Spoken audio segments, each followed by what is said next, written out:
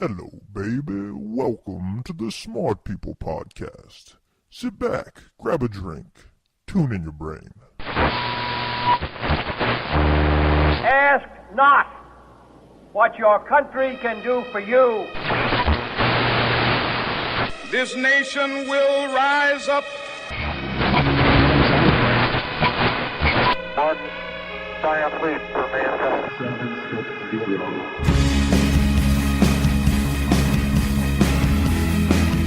Hello and welcome back to the second edition of Smart People Podcast. I am Chris Stemp, and alongside me I have John Rojas. Going on, everybody. Thanks for coming back and listening to our second episode of Smart People Podcast.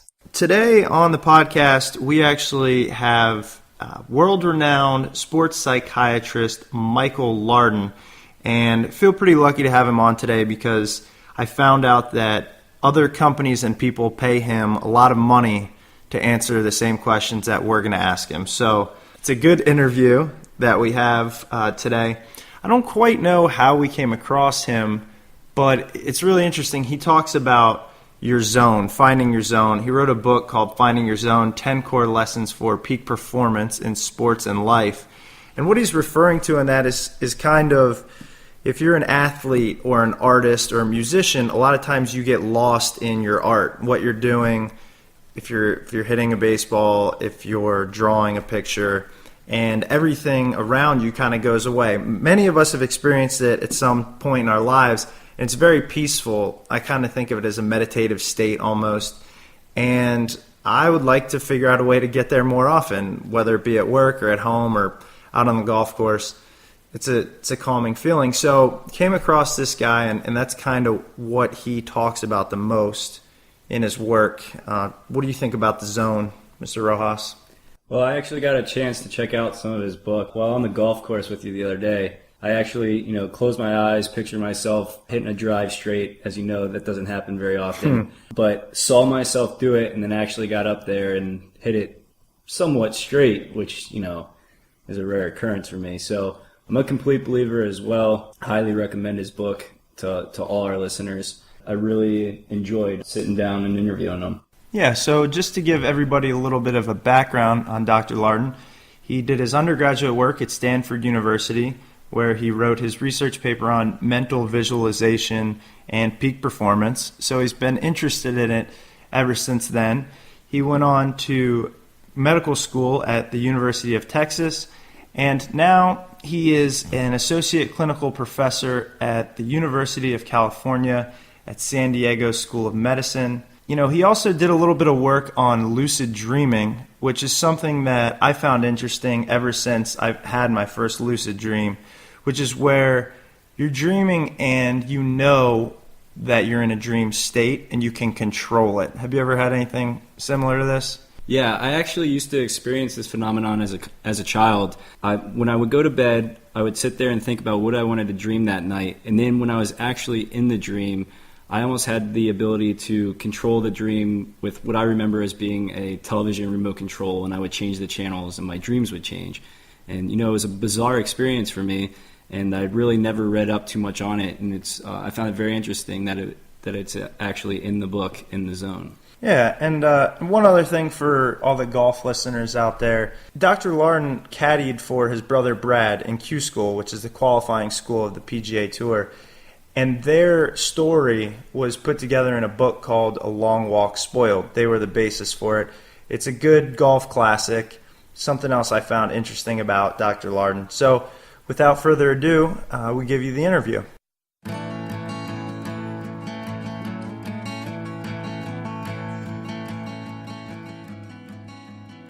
All right, today on the podcast, we would like to welcome world-renowned sports psychiatrist and author of the book Finding Your Zone, Dr. Michael Lardon. Dr. Lardon, thank you very much for being with us today. It's a pleasure to be with you guys. Dr. Lardon, this is John. So listeners might not be aware of what a sports psychiatrist does. Can you briefly explain what you do on a day-to-day basis? Sure. Well, my practice, as you mentioned, is mostly focused with athletes. I do a lot of work with Olympic athletes, some work with NFL and PGA in baseball. But basically what a sports psychiatrist does is we try to move you along what we call the mental health curve. And on one end of the curve is when you're having your best day, and there's a phenomenon in sports and also in life called being in the zone or in a flow state, when everything is rocking, everything's hitting on all cylinders. It doesn't always have to be, shooting free throws. It can be, teaching your class. And so in the early 90s, when I was at UCSD after my residency, I did a fellowship, and I teamed with a man, Dr. John Polich, at Scripps Research Institute, and we did a lot of brainwave studies, really looking at this phenomenon of when people get in the zone, if it's real, and basically I've spent my entire life, helping people move in that direction and researching it and trying to understand it. How do you help these athletes get into what you define as the zone? Well, I mean, paradoxically, the zone, or when you're doing really well, is when you're kind of getting out of your own way. I'm probably a bit older than you guys, but when I was young, there was a TV program called Wild Kingdom with Marlon Perkins, and it always would start with a mongoose and a cobra snake, and that cobra would go to strike the mongoose, and the mongoose is quicker than the cobra, and the mongoose would always, nab the cobra at the neck. And the idea there is that, in the animal kingdom, the animals work at almost this automated reflexive level. And when we are kind of operating at that more automated reflexive level, and we sort of get our thinking out of the way, or sometimes our ego out of the way, that's when we really perform our best. So when I'm working with an individual athlete, it's really not a prescription for everyone. It depends on that athlete. The golfer Rich Beem, somebody I've worked with for many, many years, and some years ago he beat Tiger Woods down the stretch to win the PGA Championship, and when he gets hot, we just stay out of Beamer's way. The things he struggles with are not going low. He struggles with more, fighting when he has some adversity out there and hanging tough. Where some athletes, it's the converse. They always are great fighting, but as soon as their name on the leaderboard gets up there and they're 10 under, 12 under, then they get a little nervous and then they back up. But there's even a broader context, not only what happens in the domain or the microcosm of the sport or whatever particular expertise they may have, but how their general life affects that. I mean, everything from, don't cheat on your wife to let's not have 20 beers the night before. Jack Nicklaus really used to talk about, before the major championships, he would really make sure everything in his personal life was in order. So, he could settle in and be, fully focused and fully present during the big events. So, I mean, we look at it from all angles, from a microscopic angle to, what's happening in the moment when, the field goal kicker has to kick in front of 80,000 people, to, what's going on in his life around it that allows him to be loose and allows him to just do it. Now, have you worked with any of those NFL field goal kickers?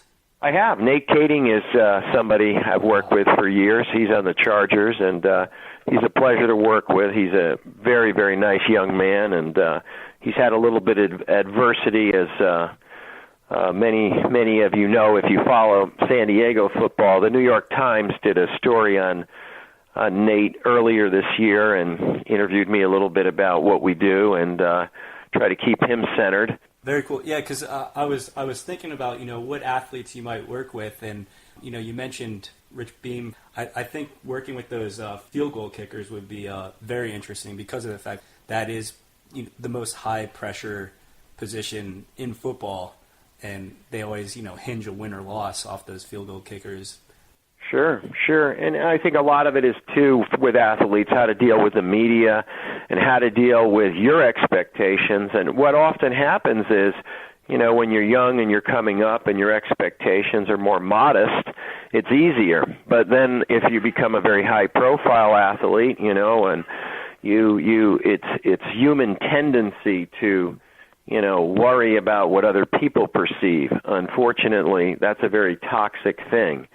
So the best athletes are really just focused on their process.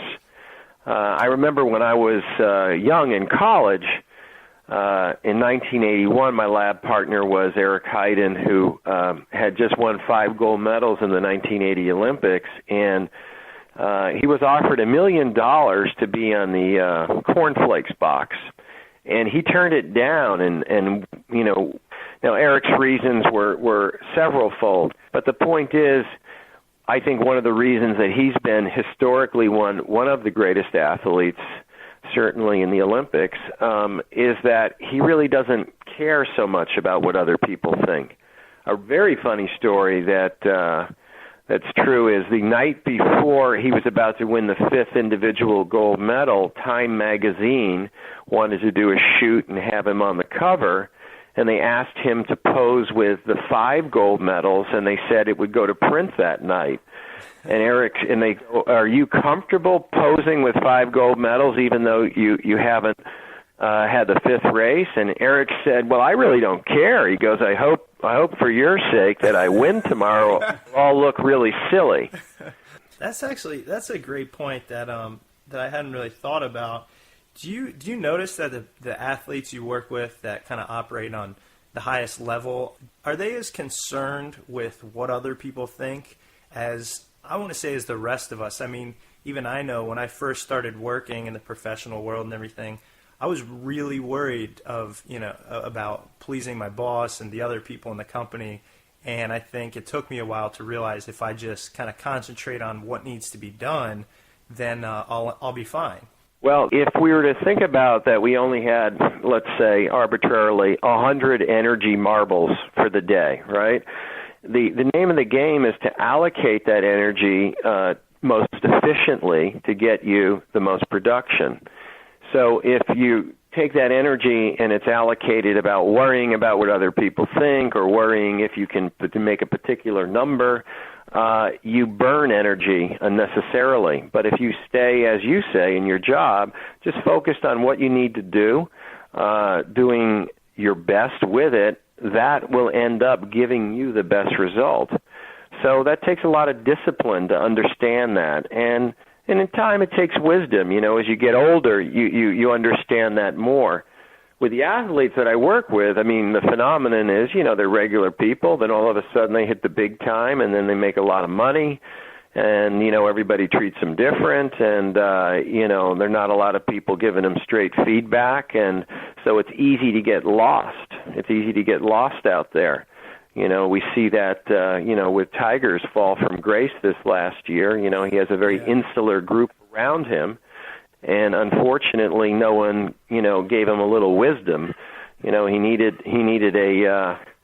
needed somebody, whether it was a family friend, his coach, his caddy, what have you, to say, hey, what are you doing? You're going to destroy your life. And unfortunately, Tiger's paid a tremendous price emotionally for his behaviors. Yeah, I think we're all kind of hoping that he gets it all figured out. Everybody likes watching him on Sunday.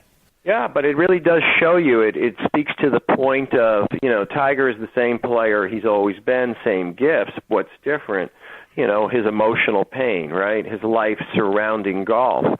Now, if you have 2 kids and, you get divorced and your wife lives in Sweden, you live in America, you don't get to see your kids, that would be very, very difficult. So what it shows you is, Tiger is 63rd, I believe, on the PGA money list this year. And, this is somebody who's won the Lardon Trophy, which is the lowest scoring average 8 times. So from Tiger, for him to suddenly be number 63 on the money list is really unheard of. It's a fall from grace. Right. Another athlete that I work with for many, many years is David Duval, and another wonderful guy. After he reached number 1 in the world and had huge contracts with Nike and this and that, he stopped having fun out there. And that's what happens in sports is, how do you maintain having fun and not get caught up in all the drama and the business side of it? and whether it's the sport, a sport or the sport of life, or even you take it to your job. I mean, if you can have fun with your work, then you're going to do your best. I wanted to ask you, because, I think it affects a lot of people and affected me on a personal level, is talk about a lot about following your heart and your passion, and how by doing so, it'll give you pure motivation. I really like that idea, and I was hoping you could give some advice maybe on how you think people kind of open up their minds to allow themselves to follow that passion rather than, say, go the safe route of getting, a 9-to-5 job and a solid paycheck, even though you might not really be happy with what you're doing. Well, one way to look at it is, you have one life, at least one that we know, and you don't know when, I was just recently in Scotland with my brother playing golf at St. Andrews, and joining us on the trip was a very nice man, a doctor, a scratch golfer, 49 years old and in great shape, and he came home and felt a little weak on the stair climber, and the next thing you know, he has a very serious cancer called leukemia. So, life's short, and it's very precious. And, we of course have fears where we need to make a living, but at the same time, most of us, also have things that we're passionate about, that we enjoy. And, you have to be practical at times, but at the same time, if you don't pay attention to what you really like, you may end up with many material things, but you'll end up, sort of having an empty life. I think people do best when they get really turned on by something. The kid that started Facebook at Harvard, right? Yeah. So, I think if there's any lesson, when we sit with people and when I'm trying to help them, it's really, one of the questions is what are the things that float your boat? What do you really enjoy? And that's normally a good place to go, or try to integrate that into your life. I think that leads into one of the questions that I had. You had written about finding balance, and the question that I had was, do you find that people can truly find balance while working, 40 to 80 hours a week in these jobs? And then if so, what are some of the key areas to focus on for success in finding that balance? Well, one question is, if you're having fun, it's not always work. So like for me, and I feel very fortunate, my whole professional career is just an extension of what I've always loved to do, sports and psychiatry, psychology, helping people. So in a way, I feel like I'm in school my whole life, and, now they pay me. But let's say, for example, I gave a talk to a business group in L.A. a few months back, large financial company that, they manage people's money. And that job can be dry, and so really the question is, how do you have fun in the job? And I was brought in to speak to the executive team and the sales force, and really help them brainstorm, and how do you create in your environment? Okay, you have a job, but how do you all have fun doing that? When we create, generally we have fun, even if it's maybe not something right up our alley, but there's something about creation in and of itself, being creative, that I think people inherently enjoy. So that's the trick, and you could be a mailman, but, maybe you could have fun because you're creative and you know the people on your route, and, there's always some way to enhance something. Well, I want to switch gears here real quick. Maybe it'll be a little teaser for our listeners about your book. I found one of the most interesting chapters is you talk about the dream and using your dreams, and you mean actual dreams when you go to sleep at night, using them as a tool in solving problems, letting your mind get out of the way. I've always kind of been fascinated with the idea of interpreting dreams and things like that. So I was hoping you might be able to just talk about it a little bit, give people an idea of what you think about dreams and how that might help you. Well, I was very fortunate when I was in college. I was a TA, a teaching assistant for a very famous doctor called Stephen LaBerge. And Stephen LaBerge is the world's leading expert in what's called lucid dreaming, Lucid dreaming is when you're dreaming and you actually are aware that you're dreaming while you're dreaming. So in the Stanford Sleep Lab, Dr. LaBerge would help people get into a lucid dreaming state, and while they were in REM sleep, there would be a way that the patient would be able to communicate through eye beats to the doctor that he was in fact, or she was in fact, aware that they were in the dream, and then they would be guided to, visiting, a relative, traveling to some other geographic location. And it's a fascinating thing. Now, lucid dreams have been reported for centuries and centuries, and most of us in Western culture may have one or two in our life, very rare, and we don't really pay any attention to the world of dreams. Conversely, the Hopi Indians, Native American culture, their life, their regular life was really centered around their dream life in many respects, and what happened in their unconscious minds, even the collective unconscious, meaning not only one individual, but all the individuals they would talk about in the day. And so the dreams became more integrated into their experience. Now, to bring that home here to the 21st century, what's that mean to you and I? Well, most of us wake up, we have a really wild dream, and we go, wow, what was that? And then we get on in our day, and we can only remember, fragments. But in the dream, in things like Dr. LaBerge, what they'll teach you to do is you have a journal by your bed. When you wake up in the morning, the first thing you do, if you had a powerful dream, is you write it down, because the decay is very quick, and you need to write it down right there. The other thing is you can give yourself a suggestion before you go to bed, and I'm a big proponent of having a journal, for thoughts, ideas, and things like that. Like tonight, I'd really like to dream a little bit about, what do I want to do in life, or how could I solve this problem? Now, that may not always work out, but sometimes you will get some very interesting information. And then there's some techniques to actually get in lucid dreaming that's a little bit trickier, and it's just, the simple part of it is I explain a little bit of it in the book, but, you could always Google Dr. LaBerge or lucid dreaming, and he gives seminars, but our sleep cycles run in 90-minute cycles, and if you can set your alarm for 90 minutes in, you will often wake up right from REM. If you wake up from REM and then you have a suggestion, okay, I want to go think about this or go there, then you'll go back directly to REM, and you'll often that will result in a lucid dream. And the world of dreaming is, it's one of the vehicles to our unconscious mind. And, I always say we're the noisiest passenger of our own ship, meaning that our unconscious mind really drives our behaviors, even though we may think different. Well, this is all very interesting stuff, and our listeners can find out more in your book, Finding Your Zone, 10 Core Lessons for Achieving Peak Performance in Sports and Life. Dr. Lardon, on behalf of Chris and myself, we really appreciate you taking the time out to talk to us. Again, I found it very informative, and hope our listeners do as well. They can find your book on Amazon.com or at a local bookstore. The book name again is Finding Your Zone by Dr. Michael Lardon.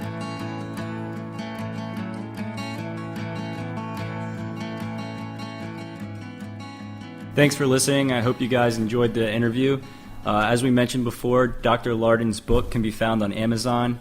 It's called Finding Your Zone, 10 Core Lessons for Achieving Peak Performance in Sports and Life. As always, I wanted to thank the Outdoors for providing music for the podcast. Their website is theoutdoorsmusic.com, and you can also follow them on Twitter at theoutdoorsband. Please tune in next week when we have on Rob Spiewak from the Mike O'Meara Show podcast, which was rated by iTunes as one of the top podcasts of 2010.